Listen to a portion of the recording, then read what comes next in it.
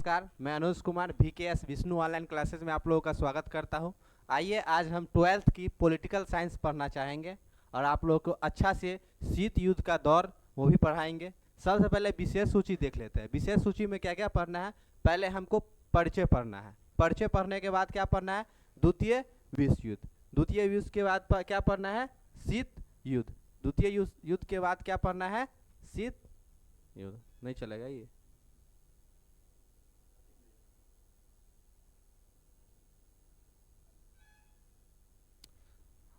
हाँ। द्वितीय युद्ध के बाद क्या पढ़ेंगे, द्वितीय विश्व युद्ध के बाद शीत युद्ध। चौथा में पढ़ेंगे क्यूबा मिसाइल संकट। चौथा में क्या पढ़ेंगे, क्यूबा मिसाइल संकट। पांचवा है सैनिक गठबंधन, नाटो, वर्साई संधि, सीटो, सेंट्रो। ठीक है। उसके बाद छठा पढ़ेंगे गुट निरपेक्ष आंदोलन। और सातवां पढ़ेंगे कुछ अन्य टॉपिक भी है इसमें जो इंक्लूड किया गया है, वो भी हम पढ़ेंगे। ठीक है। आइए परिचय पहले देख लेते हैं। राजनीतिक विज्ञान। राजनीतिक विज्ञान होता क्या है, ये पहले हम लोग जानने के प्रयास करेंगे। तो राजनीतिक विज्ञान सामाजिक विज्ञान की ही एक शाखा है। राजनीतिक विज्ञान जो है, राजनीतिक विज्ञान सामाजिक विज्ञान की एक शाखा है। यह शासन प्रणालियों, राजनीतिक गतिविधियों, राजनीतिक विचारों, संविधानों और कानूनों के अध्ययन से जुड़ा है। राजनीतिक विज्ञान क्या है कि सामाजिक विज्ञान की ही शाखा है और साथ ही यह शासन प्रणालियों, राजनीतिक गतिविधियों, राजनीतिक विचारों और संविधानों और कानूनों के अध्ययन से जुड़ा है। यह एक ऐसी विषय होती है जो हम सभी को एक अच्छी नागरिकता का अध्ययन कराता है। यह एक ऐसी विषय होती है जो हम सभी को एक अच्छी नागरिकता, अच्छी नागरिक जो हम लोग, उसका अध्ययन कराता है तथा मौलिक अधिकार एवं मौलिक कर्तव्यों का भी ज्ञान कराता है। जो हम लोग का मौलिक फंडामेंटल राइट क्या क्या है उसका भी ज्ञान कराता है। नागरिक शास्त्र का पिता अरस्तु है। नागरिक शास्त्र का पिता कौन है, अरस्तु। ये जीव विज्ञान के भी पिता है। वैसे नागरिक शास्त्र के पिता कौन है, अरस्तु को कहा जाता है। यह यूनान के रहने वाले थे। कहाँ के रहने वाले थे, यूनान के। आइए फर्स्ट टॉपिक है द्वितीय विश्व युद्ध। द्वितीय विश्व युद्ध को हम लोग थोड़ा विस्तार से पढ़ना चाहेंगे। द्वितीय विश्व युद्ध की शुरुआत जो हुई थी 1939 से 1945 के बीच हुई। 1939 से 1945 के बीच चला था। द्वितीय विश्व युद्ध 1939 से 1945 के बीच चला था। यह युद्ध मित्र राष्ट्रों और धुरी राष्ट्र के बीच हुआ था। यह दो गुट के बीच युद्ध हुआ था। ठीक है, न कि दो देश के बीच। अगर दो देश के बीच हुआ रहता तो विश्व युद्ध नहीं कहलाता। यह दो गुट के बीच हुआ था। एक तरफ थे बहुत सारे देश, दूसरी तरफ थे बहुत सारे देश, जिसमें क्या थे, धुरी राष्ट्र और मित्र राष्ट्र के बीच हुआ था। दो गुटों के बीच हुआ था। मित्र राष्ट्रों के प्रमुख सदस्य थे। दो पार्टी जब हो जाता तो एक तरफ भी सदस्य होगा ना, 10 व्यक्ति में 5 नामी व्यक्ति होगा। इसी तरह से क्या था, मित्र राष्ट्रों के प्रमुख सदस्य थे यूनाइटेड किंगडम, जिसको यूके बोला जाता है, सोवियत संघ, संयुक्त राज्य अमेरिका, चीन और फ्रांस। ठीक है। और एक तरफ था धुरी राष्ट्र। धुरी राष्ट्रों के प्रमुख सदस्य थे Germany, Italy, Japan. Germany, Italy और जापान। ठीक है। तो धुरी राष्ट्र और मित्र राष्ट्रों के प्रमुख सदस्य समझ लिए। ये सोवियत संघ जो है ना, यही रूस है। सोवियत संघ जो है यही रूस है। ठीक है। उसके बाद क्या है, अमेरिका द्वारा युद्ध की समाप्ति 1945 में हुआ था। क्यों हुआ था, इसलिए हुआ था कि अमेरिका द्वारा 6 अगस्त और 9 अगस्त को हिरोशिमा और नागासाकी पे जो बम गिराया गया था, परमाणु बम, इसी कारण से द्वितीय विश्व युद्ध समाप्त हो गया था। तो अमेरिका द्वारा 6 अगस्त व 9 अगस्त 1945 को जापान के हिरोशिमा व नागासाकी पर परमाणु बम गिराए गए। इसके साथ ही दूसरा विश्व युद्ध समाप्त हो गया। दूसरा विश्व युद्ध क्या हुआ, समाप्त हो गया। ठीक है। उसके बाद क्या है, इस युद्ध में मित्र राष्ट्रों ने धुरी राष्ट्र को हरा दिया। मित्र राष्ट्र कौन थे, तो मित्र राष्ट्र थे प्रमुख देश है, इसने इसको हरा दिया। धुरी राष्ट्र को हरा दिया, जिसमें जर्मनी, इटली और जापान थे। क्योंकि अमेरिका ने जो बम गिराया था, अमेरिका ने बम गिराया था जापान पे, तो ये तो कमजोर हो गया। कमजोर होने के साथ ही यह युद्ध समाप्त हो गया। ठीक है। उसके बाद क्या है, उसके बाद है, लेकिन इस महायुद्ध के बाद ही एक अजीब स्थिति पैदा हो गई, जिसे अमेरिकी कूटनीतिक बर्नार्ड बारूच ने शीत युद्ध का नाम दिया। इस युद्ध के बाद, ऐसा नहीं कि इसी युद्ध में, इस युद्ध के बाद एक अजीब स्थिति पैदा हो गई।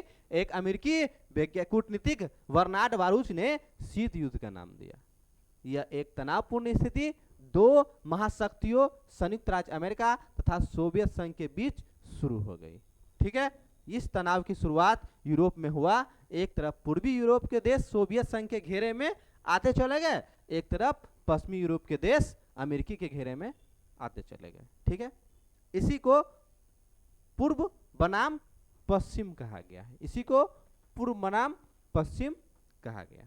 देख लेते हैं शीत युद्ध क्या था। ठीक है, शीत युद्ध होता है कि द्वितीय विश्व युद्ध के बाद संयुक्त राज्य अमेरिका और सोवियत संघ रूस, सोवियत संघ वही जो रूस बोले हुए थे वही रूस है, सोवियत संघ रूस के बीच तनाव की स्थिति उत्पन्न हो गई। इसी को शीत युद्ध का के नाम से जाना जाता है। ठीक है, इसी को शीत युद्ध के नाम से जाना जाता है। या दो से अधिक देशों के बीच ऐसी स्थिति बन जाए जिससे लगे कि युद्ध होकर रहेगा परंतु युद्ध नहीं होता है। ठीक है, होकर रहेगा, वास्तव में कोई युद्ध न हो, लग रहा है कि दो देशों के बीच युद्ध हो रहा है। शीत युद्ध को क्या समझेंगे हम, लगता रहता है कि दो देशों के बीच युद्ध हो सकता है लेकिन होता नहीं है। ठीक है, इसमें युद्ध होने की पूरी संभावना रहती है, ऐसा नहीं कि होता है, पूरी संभावना रहती है। युद्ध की आशंका, डर, तनाव, संघर्ष जारी रहता है लेकिन युद्ध नहीं होता। इसे ही शीत युद्ध कहते हैं। ठीक है, इंपॉर्टेंट पॉइंट जो है, प्रमुख बातें देख लेते हैं। शीत युद्ध द्वितीय विश्व युद्ध के बाद शुरू हुआ। जो शीत युद्ध था यह कब शुरू हुआ, तो द्वितीय विश्व युद्ध के बाद शुरू हुआ। शीत युद्ध 1945 के बाद शुरू हुआ, 1945 के बाद शुरू हुआ। यह युद्ध अमेरिका और सोवियत संघ के बीच चला। अमेरिका रूस, सोवियत संघ रूस, ठीक है, अमेरिका और सोवियत संघ के बीच चला। शीत युद्ध 1945 से 1991 के बीच चला। शीत युद्ध था 1945 के बाद शुरू हुआ और 91 तक चला था। ठीक है, शीत युद्ध के अंत होने का मुख्य कारण सोवियत संघ का विघटन था। सोवियत संघ का विघटन ही शीत युद्ध का अंत होने का मुख्य कारण था। ठीक है, उसके बाद क्या, दोनों महाशक्ति कोरिया, बर्लिन, कांगो और अन्य जगहों पर सीधे सीधे आमने सामने आ गए लेकिन युद्ध नहीं हुआ। देखो, दो आदमी क्या होता है, आमने सामने लड़ने के लिए तैयार हो जाता है लेकिन लड़ता नहीं है ना, तुमको ये कर देंगे वो कर देंगे, लेकिन अंत में क्या होता है कि नहीं लड़ता है, अपने अपने घर चला जाता है। हाँ, तो महाशक्ति के सहयोगी राष्ट्रों के बीच कोरिया, वियतनाम और अफगानिस्तान जैसे कुछ क्षेत्र में व्यापक जनहानि भी हुई लेकिन युद्ध नहीं हुआ। ठीक है, आगे चलकर दोनों महाशक्तियां ने युद्ध की भयानक परिणाम के डर से आपस में समझौता कर लिया। दो महाशक्ति, अगर दो गांव में देखोगे, दो शक्तिशाली आदमी यदि लड़ रहा है तो अंत में कहता है लड़ो मत, दोनों समझौता कर लो, इसमें ही भलाई है ना। क्या था, तो आगे चलकर दोनों महाशक्तियों ने युद्ध की भयानक परिणाम के डर से आपस में समझौता कर लिया, जैसे अस्त्र नियंत्रण, परमाणु अप्रसार संधि पर हस्ताक्षर किए। ठीक है, शीत युद्ध के दौरान अनेक संकट सामने आए। शीत युद्ध के दौरान अनेक संकट सामने आए, खूनी लड़ाई भी हुई, लेकिन इन संकटों और लड़ाइयों से तीसरी विश्व युद्ध नहीं हुई। दूसरी विश्व युद्ध के बाद अभी तक तीसरी विश्व युद्ध नहीं हुई। प्रथम विश्व युद्ध हुआ था, ये द्वितीय विश्व युद्ध हुआ था और तृतीय विश्व युद्ध अभी तक नहीं हुआ। होने की संभावना बार बार होता है लेकिन होता नहीं है। होगा तो यह बहुत ही भयावह होगा, हम लोग के लिए भी बहुत ही भयावह होगा, पूरी दुनिया के लिए। ठीक है, पूंजीवाद, जब व्यक्ति अपने संपत्तियों का मालिक खुद होता है, पूंजीवाद है ना, मेरे पास ज्यादा पूंजी है, मतलब मेरे पास संपत्ति है, हम दुकान खोले, मेरे दुकान में ज्यादा पूंजी है, मतलब खुद के मालिक, दुकान का मालिक हम है, तो क्या है पूंजीवाद। जब व्यक्ति अपने संपत्तियों का मालिक खुद हो, जो मेरा संपत्ति उसका मालिक हम खुद है, तो हो गया पूंजीवाद। दूसरी क्या, समाजवाद, व्यक्ति के संपत्ति सरकार के नियंत्रण में हो, व्यक्ति के संपत्ति जो सरकार के नियंत्रण में हो। आइए देखते हैं शीत युद्ध के कारण। शीत युद्ध के क्या कारण थे,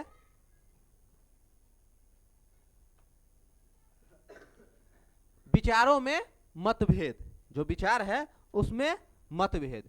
पूरी दुनिया में दो किस्म के विचारधारा थी, पूरी दुनिया में दो किस्म की विचारधारा थी। ठीक है, पूंजीवादी विचारधारा और समाजवादी विचारधारा। दो तरह की विचारधारा थी, एक थी पूंजीवादी विचारधारा और एक थी समाजवादी विचारधारा। पूंजीवादी विचारधारा अमेरिका का था, पूंजीवादी विचारधारा किसका था? अमेरिका का था। जबकि समाजवादी विचारधारा सोवियत संघ के थे, समाजवादी विचारधारा सोवियत संघ के थे। ठीक है, अमेरिका चाहता था कि पूरी दुनिया में पूंजीवादी विचारधारा लागू हो। अमेरिका चाहता था कि पूरी दुनिया में पूंजीवादी विचारधारा लागू हो, लागू हो। बंद कीजिए।